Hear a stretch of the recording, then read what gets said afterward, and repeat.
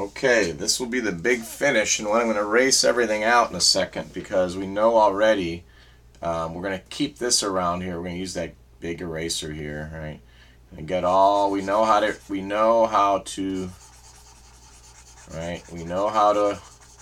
plug things in a calculator to do rotations. We get a little practice there. We'll do it in Wolfram Alpha, but we'll stick with the calculator here because we've got it working. We know if we do a rotation about the x-axis of this matrix, we get this matrix. And so I'm going to go ahead and shift some things around here. We know that if we get this, in all reality, multiply this by this, we get this number here. We get this matrix like this. Everything gets shifted down one row. And you don't want to do the shifts by just shifting it down one row. You want to do it by the matrix algebra. Minus 3 and 3. And so we know then that, of course, this becomes 0. In other words, we have taken this, and all we see right now, once we've transformed it about the x-axis, all we see is a straight line. So our typical section, you're going to see that comes in, and when you look at it from above, right, from the z, you actually just see a line like that. And you'll see those are typically you think of those as sample lines when you're doing Civil 3D. Now, the next thing we want to do is let's make this assumption that our plan, make it easy, was going straight north and then turn 90 degrees. Remember the tangent, the length of the tangent is r times the tangent of delta over 2. So, but we can guess now that we want to rotate our typical section 45 degrees negative, if you think about it. And we're going to talk about into or out of the board, but basically if you put your thumb up the z-axis, you want to rotate your right hand right. That is opposite of the way the fingers go, so you're going to turn a 45 degree. We're going to do a 45 degree rotation about the z-axis. This is called yaw. Now we're going to make it a little bit easier here. We've got this, it's all, your matrix is already set up, so I'm going to erase this back out to our starting point, which is 0, right? 0, 1, 0, 0, 0, 1. And we're going to hold the z-axis. So we're going to hold these the same. And we're going to switch these out to the cosine, minus sine, sine, cosine. And we're going to go, in this case, we're going to use a minus 45. And so all of a sudden, we're going to do the cosine of minus 45. Hopefully many of you know this cosine is the square root of 45 is the square root of 2 over 2 over 0.707. And so we remember this, all seniors take chemistry. And so if we have an angle, something like that, minus 45, rotating it that way, we know that it's going to be a negative. So I'm just going to erase out all of those right now.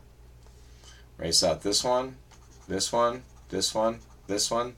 So we're going to have the cosine of negative 45, which is a minus 0.707. But if we're really going to go minus the square root of 2 over 2. Okay? And then the sine, all seniors take, oh, I'm sorry, the cosine is positive. Remember, this is what's positive. So it's a positive. The sine is going to be negative. So this is going to be the negative sine. So that's going to be a positive.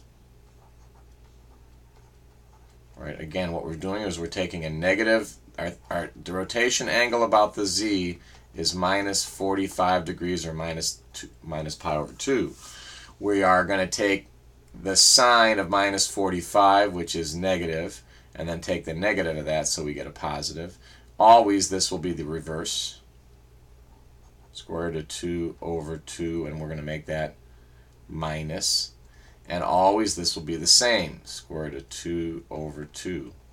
If we multiply this matrix by that matrix, we should get something that kind of twists this, basically. So instead of being here, and which means that this 10 to the right is going to be less to the right. That's the best way, I think, for you to check. You're going to check this point, that this 10 to the right is going to be less to the right. It's going to be down in the y. All right, same thing, and I don't even know if I hit the resume button that last time, but I did kind of, we're going to get right now, I'm going to hit the pause, bring up my calculator, and this time Remember, we put this into C. We're going to take C and stick it into B, and we're going to put this in A. You'll follow when it goes there. So moving matrices around a calculator is pretty easily done. I'm going to hit, all right, we're back. All right, let's see if this calculator remembers everything. Let's see, on. It probably doesn't. All right, we've lost it.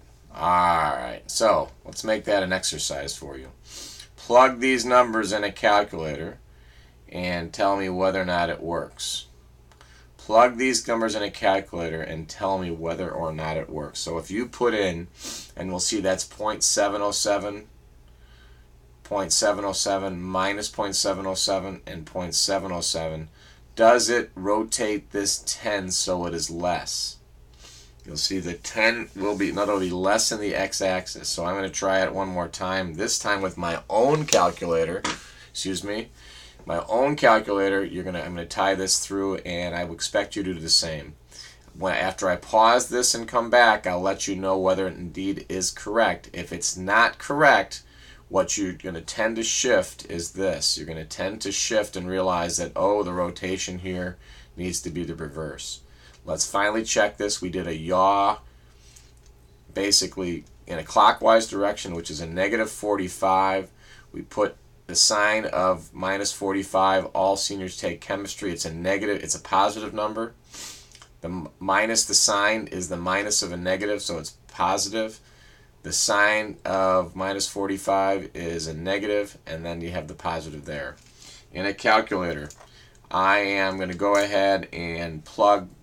Remember, this was put into to matrix C, so I'm going to take that C and put it into B, and then I'm going to redo my A matrix, which is going to be my transformation matrix. Hang on, and we'll put this out as a separate video and do it together in class to see that you can actually manipulate your calculator a little bit. Okay, you'll see that that works, and what happens is this last column turns out to be 7.07 minus 7.07 and 3. And you'll see that obviously it's not going to move up or down in the Z. Let me point out right here, this is wrong, so we'll live with that. I must have done some number calculation. This actually is a plus 3, obviously. If you're at minus 12 minus 3, oh, actually that would be a plus 3 here, so that would be plus 3. All right, so you're going to actually do your rotation the actual way you're flipping this. So in other words, when you're flipping this about the x-axis, you're doing a positive rotation. When you're doing it about the z-axis, you're doing a negative rotation if you're rotating as we do it here. That will transform your typical section to a point in 3D space. So you've done 2 matrix multiplications, and then the final matrix multiplication we talked about at the very start, and that will be basically a translation where these remain. So these all here remain to be 1, 0, 0, 0, 1, 0, 0, 0, 1, and these turn out to be your translation in X, Y, and Z. The translation effectively is going to be a vector from the 0, 0 all the way up to that 3D X, Y, and Z point. And you can either do that in 2 different translations, one moving in X and Y, and the other one in Z, or just in one straight translation. Usually we're dealing with the horizontal data different than the vertical data, so you might want to think about it as doing 2 translations, but in effect, once you have twisted this thing about its x-axis and then about the z-axis, then you more or less pick it up and drop it here, and there you have how Civil 3D in most programs make a proposed tin. This is huge. I'd say it was huge except for it's big and huge and big too. Thanks for listening.